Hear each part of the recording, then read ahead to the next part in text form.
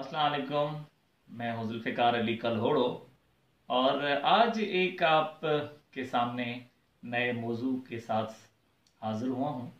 और ये जो मौजू है वो है सिंध में गुज़श्ता 20-30 सालों में जो मौसमियाती तब्दीली की वजह से जो सकाफ़ती जो विरसा है उस पे जो असर हुआ है उसकी आज मैं थोड़ी बात करूँगा।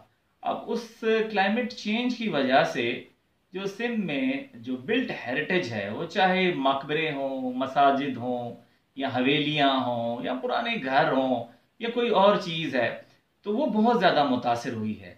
अब अगर हम सिर्फ 2010 की बात करें कि 2010 के जो सैलाब ने नुकसान पहुंचाया न सिर्फ इंसानों को बल्कि जो हमारा विरसा है उसको भी बहुत ज़्यादा उन्होंने मुतासिर किया। इन क्लाइमेट चेंजेस जो हैं उसने ख़ास तौर पे सैलाब और बारिश और जो एक्सट्रीम हीट है उसकी वजह से भी बहुत ज़्यादा प्रॉब्लम हुआ है।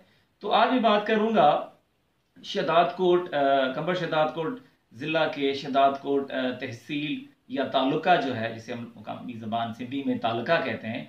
तो शदादकोट तालुका में कुछ जमाली कबीले के मकबरे थे। तो अनफॉर्चुनेटली 2010 का जो सैलाब है उसमें वो ख़त्म हो गए, यानी कि गिर के तबाह हो गए। अब उसमें से सबसे ज़्यादा जो अहम मकबरे थे वो 4 मकबरे थे। अब एक दो जो मकबरे थे वो इमाम बख्श जमाली का जो गांव है। अब इमाम बख्श जमाली जो है वो तकरीबन 17-18 किलोमीटर शदादकोट शहर से ये शुमाल मगरिब में वाक़ है। तो उसमें दो मकबरे थे, एक मकबरा मीर सुबदार खान जमाली का था और दूसरा भाई खान जमाली का था। अब सुबदार जमाली के बारे में कहते हैं कि ये 18 सेंचुरी यानी 18 सदी में ये जो कलहोड़ा दौर है उसमें ये जमाली जो कबीला है उसका सरदार था।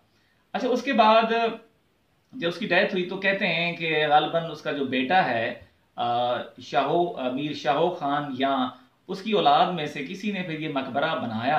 लेकिन इस मकबरे की जो ख़ास जो बात थी वो थी पेंटिंग्स। अच्छा, इतनी शानदार पेंटिंग्स शायद ही कंबर शदाद कोट या लाड़काना या किसी और जो ये जो दादू का जो इलाका है, दादू डिस्ट्रिक्ट है, उसमें इतनी शानदार पेंटिंग्स नहीं मिलती थी। अब उसमें जो प्रोमिनेंट जो थीम्स थे जो हमें इस मीर सौदार के मकबरे में नज़र आए। अच्छा, इस गांव को मैंने काफ़ी दफ़ा विज़िट किया, कोई 8-10 दफ़ा मैं गया। अब सबसे पहले मैं ये इस गांव में गया था मरहूम कामरेड वलीमंद मंगनाहार के साथ। अच्छा, कामरेड वलीमंद मंगनाहार वाहिद आदमी थे शदाद कोट के, उसका मैं जिक्र इसलिए मुनासिब समझता हूँ करना कि उसने हर एक आदमी जो काम करना चाहता था शदाद कोट पे, चाहे वो खीरथर का इलाका हो या इवन झलमक्सी में, तो वो साहब जो थे हर बंदे को वहां लेके जाते थे, उसकी मदद करते थे, अपना टाइम निकालते थे। तो मेरे साथ भी ये जो है इन्होंने काफ़ी हेल्प की। और एक मैं एक व्लॉग बनाऊंगा, मीर हाजी खान मरी का एक मकबरा है, तो उस साइट पे ये मुझे लेके गए थे, तो उनकी हम बात करेंगे। तो इसी तरह हम मीर इमाम बख्श जमाली पे गए पहली दफ़ा। तो ये जो मीर सुबदार जमाली का मकबरा है उसमें जो इम्पोर्टेंट थीम्स हैं उसमें सिंध के जो लोक दास्तानें हैं, ख़ासतौर पे ससी पुन्नू, सोनी महिवाल। अब ये बेसिकली पंजाब की स्टोरी है, लेकिन अब ज़ाहिर इंडस वैली की हम अगर बात करें तो ये ट्रेवल करती थी स्टोरीज एक जगह से दूसरी जगह पे। तो जो सोनी महिवाल है जिसे सिंधी में सूनी मेहार कहते हैं, उसका किस्सा बना हुआ है, उसमें पेंट हुआ है।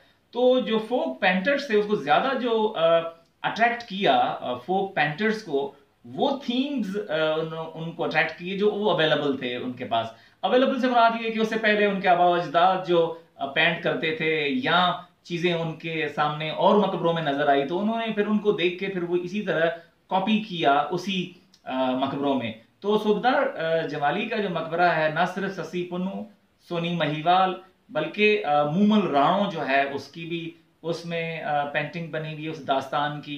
अच्छा, उसके अलावा जो मुकामी फोक टेल्स नहीं थी, लेकिन फारसी और अरबिक लिटरेचर के ज़रिए सिंध में आई, तो वो एक अरबिक स्टोरी है लैला मजनू की। तो लैला मजनू की स्टोरी भी मीर सुबदार के मकबरे में नज़र आती है। अगर आप ये देखें तो उसमें पेंटर ने क्या पेंट करने की कोशिश की है कि एक आदमी है, एक जो दरख्त है वो झुका हुआ है, उसके नीचे एक साहब बैठे हैं जो मजनू हैं, और एक औरत को दिखाया गया है कि वो उससे मिलने जाती है। अच्छा, इसके दो यानी कि मुख्तलिफ तरीकों से, यानी दो एपिसोड्स आप कह लें कि बनाए हैं लैला मजनू वाले उस पेंटिंग के।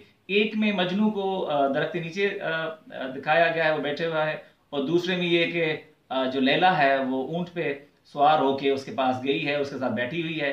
और एक और में कि मजनू बैठा हुआ है, जिसका इंतजार कर रहा है, और साथ एक बंदे को दिखाया है जो कुल्हाड़ी लेके शायद उस दरख्त को काटने जा रहा है।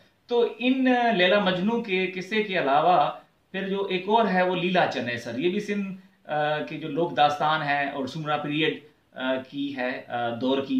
अच्छा, इनसे सबसे ज्यादा जो अहम और एक प्रोमिनेंट थीम है जो किसी और सिंध के मकबरों में नहीं मिलता सवाए शदाद कोट जो तालुका है, वो है राय डियाच का।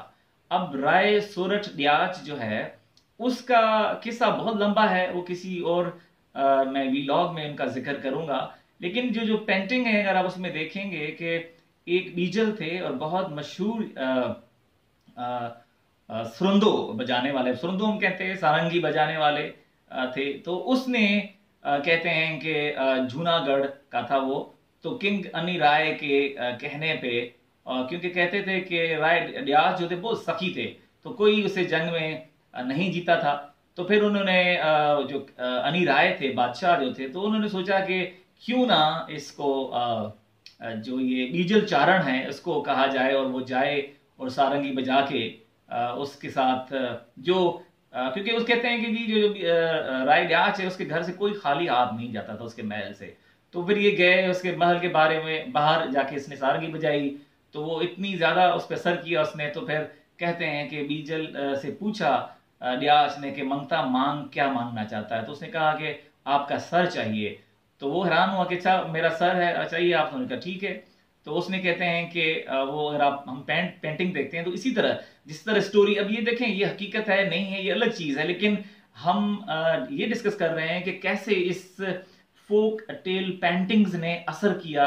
ये जो फोक पेंटर्स है जो सुना उन्होंने उन्होंने एज इट इज पेंट किया, और स्टोरीज ये उन्होंने उस पर बनाई मकबरों के दीवारों पे। तो फिर वो अपना सर काट के दे रहे हैं उसको, बीजल को ये दिखाया गया है उसमें मकबरे के दीवार पे ये चीज बनी हुई है। और साथ फिर नीचे दिखाया गया है कि जी उस जो सोरठ है जब उसको पता लगता है तो वो अपने बाल नोच रही है। अब ये बेसिकली साइन है कि वो रो रही है कि उसकी डेथ हो गई है, और वो फिर कहते हैं कि बाद में सर लेके चला गया उसके पास। और खैर स्टोरी ये बड़ी लंबी स्टोरी है। तो ये सोरठ राय डियाच की स्टोरी के अलावा और भी जो वहाँ इस मकबरे में चीजें बनी हुई हैं, ज्यादातर ये जो वहाँ सपेरे हैं, उन गाँव में आप देखें कि इस किस्म के जो चीज़ें आपको नज़र आएंगी, मॉन्की प्लेयर्स जो थे जो उनकी तस्वीर हैं नज़र आएंगी, या सपेरों की तस्वीरें नज़र आएंगी। अच्छा, इसके अलावा ये भाई खान का जो मकबरा है वो सादा है बिल्कुल, उस पर कोई पेंटिंग नहीं है, लेकिन आर्किटेक्चर के लिहाज से बहुत खूबसूरत मकबरा है। अच्छा, बाकी फिर इससे पहले इमाम बख्श जबाली से पहले एक मकबरा है वो शदाद कोट से उसी रोड पे ही तकरीबन 12 किलोमीटर है शदाद कोट शहर से, वो है शक्ल खान जमाली का। अच्छा, वो उसमें पेंटिंग इतनी अच्छी नहीं है, लगता है कि दोबारा यानी कि एक दफ़ा मकबरा बना और दोबारा शायद ये 19th सेंचुरी के शुरू में या second quarter of 19th century इसमें दोबारा पेंटिंग हुई। ऐसे बहुत ज़्यादा एविडेंस मिलते हैं कि एक दफ़ा पेंटिंग हुई है फिर दोबारा उसको वाइट वॉश करके दोबारा पेंटिंग की गई है। इसमें में काफ़ी ज़्यादा कॉमन था 18 और 19th सेंचुरी में, अगर आप मकबरों को गौर से देखें तो। अच्छा, इस शक्ल जमाली के मकबरे में वही ही दास्तानें हैं, लैला मजनू है, मूमल राणो की है, और ससी पुन्नू है, सोनी महिवाल की है, और ये जो लीला चन्नेसर है वो है, उसको वो डांसिंग सीन है, बेसिकली डांस करते हुए दिखाया गया है उनको। अच्छा, उसके अलावा सबसे जो शानदार पेंटिंग्स हैं वो है रेहान खान जमाली के मकबरे में। और रेहान खान का जमाली का जो मकबरा है ये अगर आप जाएं गड़ी खेरो रोड पे तो नूर नबी जो गांव है बिल्कुल उसके साथ था। अब तो जाहिर है ये मकबरे सारे गिर गए हैं, मैं उनकी बात कर रहा हूँ, ये गिर चुके हैं मकबरे। तो वहां था ये मकबरा, इसमें भी बहुत शानदार पेंटिंग्स थी। इसमें भी यही ससी पुन्नू, सोनी महिवाल या सोनी मेहार और लैला मजनू और उमर मारवी का किस्सा जो है ये ज़रा बाकी मकबरों में नहीं था, लेकिन उमर मारवी का किस्सा जो है वो भी उन्होंने पेंट किया है पेंटर्स ने। अब उसमें दिखाया गया है कि जो मारवी है अपनी सहेलियों के साथ कुएं से पानी भर रही है और उमर जो है वो उसको ज़बरदस्ती वो दिखाया गया है कि वो उठा रहा है और अपने उस पे ऊंट पे बिठाने की कोशिश कर रहा है, और बहुत बहुत ही खूबसूरत किस्म की पेंटिंग्स हैं। अब आप देखेंगे कि ये इन पेंटर्स ने कहीं से सीखा नहीं है, लेकिन फिर भी उन्होंने उनकी कोशिश ये थी कि जो जो क्लाइमेक्स है किसी भी इसका स्टोरी का, जो एपिसोड्स बनाए हैं, तो वो पिक जो किया है वो क्लाइमेक्स है। तो अब इतनी फिगर्स इतनी ज्यादा अच्छी नहीं है, लेकिन वो उन्होंने कोशिश की है कि वो कन्वे करें मैसेज कि ये क्या है, बेसिकली वो उन्होंने बनाया है। तो ये उमर मारवी की बहुत शानदार पेंटिंग है उसमें। और उसके अलावा जो मूमल राणों की है वो दो एपिसोड्स बनाई हैं। एक मूमल को राणो जो है उसमें राणो को दिखाया गया है, काकमाल जो पैलेस था मूमल का, वहां जाते हुए दिखाया गया है।